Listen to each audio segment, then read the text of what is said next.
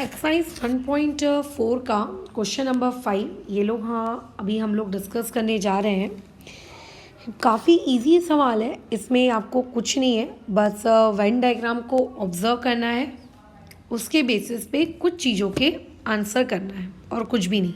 ठीक है ना। तो देखो, आपको सबसे पहले वेन डायग्राम को देखकर ये बताना है कि इस वेन डायग्राम में कैपिटल ए जो सेट है उसमें कौन कौन से एलिमेंट्स होंगे। बात ख़त्म। ठीक है। तो आपने वेन डायग्राम को ऑब्जर्व किया, आपने देखा और देख के मुझे बताया कि अच्छा ठीक है, इस डायग्राम को देखने पर मैडम कैपिटल ए में हमको ये एलिमेंट्स नज़र आ रहे हैं। कौन कौन से एलिमेंट्स आपको नज़र आ रहे हैं? मुझे नज़र आ रहा है एक्स, मुझे नज़र आ रहा है वाई, मुझे नज़र आ रहा है जेड। अब कई लोगों के अंदर ये डाउट आ जाता है कि ये जो मैडम एम है या फिर जो एन है, क्या ये भी उस सेट के एलिमेंट होंगे क्या? क्योंकि ये ना तो ए में दिख रहा है, ना तो ये बी में दिख रहा है, ये दोनों में दिख रहा है। तो ये जो रीजन है ना, इस तरीके का रीजन, इस रीजन को सबसे पहले तो कॉमन रीजन कहा जाता है। कॉमन रीजन का मतलब जो दोनों सेट के पास है, और मैथ्स की लैंग्वेज में इसको कहा जाता है इंटरसेक्शन रीजन।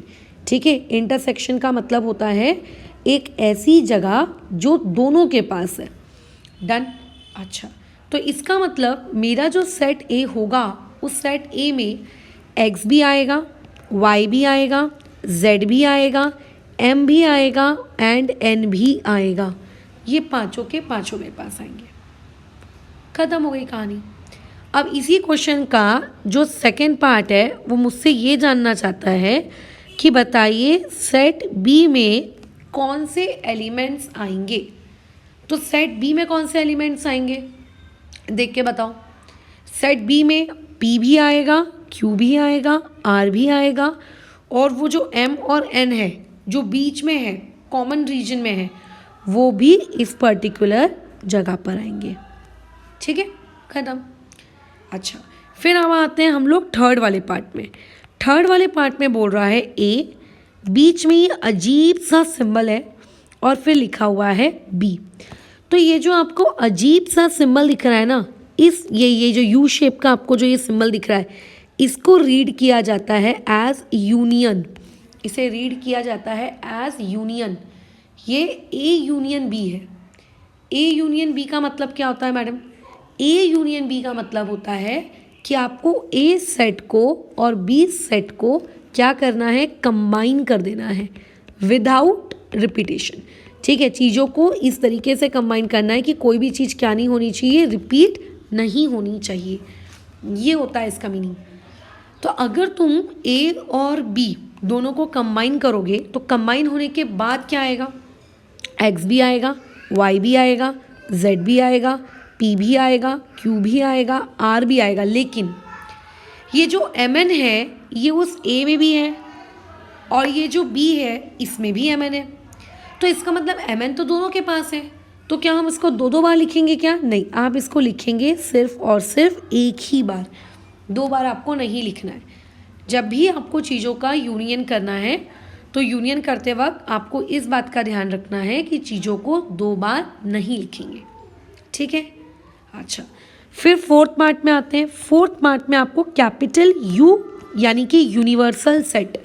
अगर कभी आपको कैपिटल यू लिखने को कहा है, इसका मतलब आपको यूनिवर्सल सेट की जो वैल्यू है वो लिखने को कही जा रही कि भाई यूनिवर्सल सेट मुझे लिखकर दिखाओ।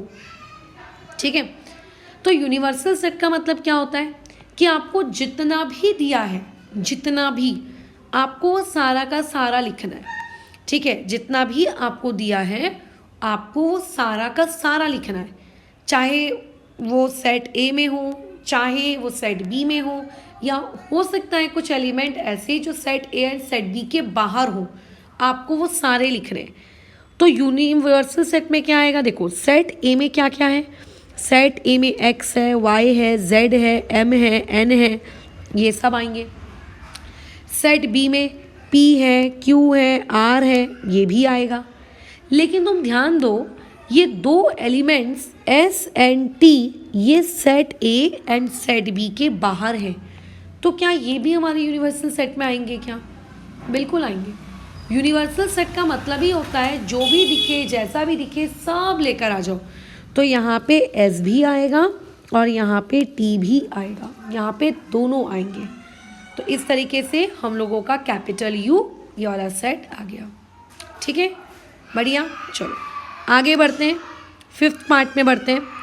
फिफ्थ पार्ट में आपको ए डैश कैलकुलेट करना है। देखो ये जो वर्ड मैंने लिखा है ना, इसको मैं रीड करती हूँ एज अ डैश, लेकिन इसको बोला जाता है कॉम्प्लीमेंट। यानी कि आपको बेसिकली क्या कैलकुलेट करना है, ए का कॉम्प्लीमेंट कैलकुलेट करना है। आपको किसी भी चीज़ का कॉम्प्लीमेंट कैलकुलेट करना हो, एक बात का बस ध्यान रखें कि कॉम्प्लीमेंट निकालने का मतलब होता है यूनिवर्सल सेट के पास जाओ।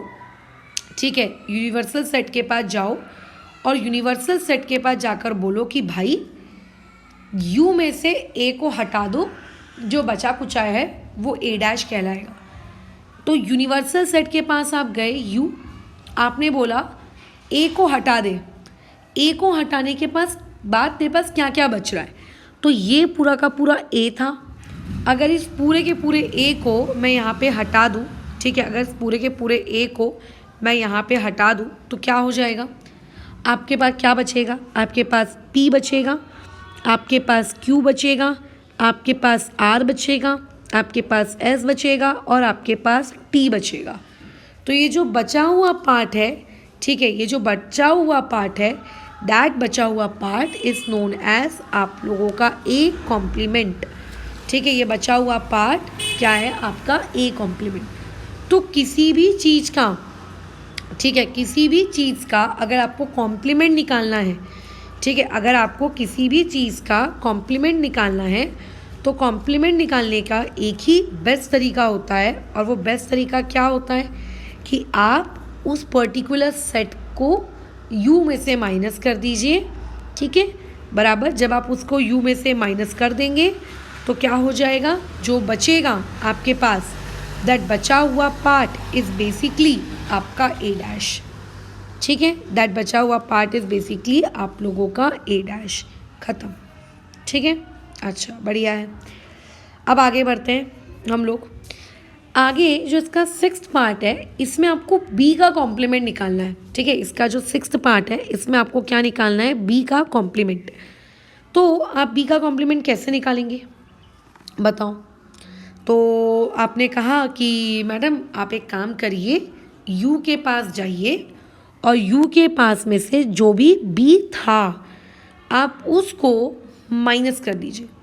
ठीक है, तो मैंने कहा कि देख लेती हूँ यार एक बार बी क्या था। बी था PQR M एंड N। तो मैं यू के पास गई और मैंने उसको बोला कि भैया यू आप ये MNPQR आप इनको हटा लो और जो बच जाए उस बचे हुए पार्ट को मुझे दे दो, that will be my B dash.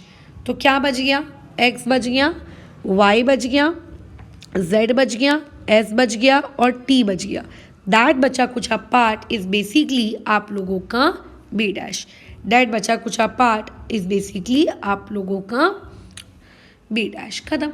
तो जिस भी चीज़ का आपको कॉम्प्लीमेंट निकालना हो, ठीक है, बराबर, जिस भी चीज़ का आपको कॉम्प्लीमेंट निकालना हो उस चीज़ को जाओ और उसको यू से माइनस कर दो। ख़त्म।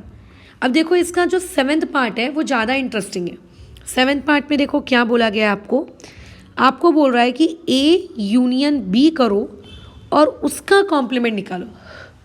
आप क्या करो, ए यूनियन बी करो और फिर उसका कॉम्प्लीमेंट निकालो।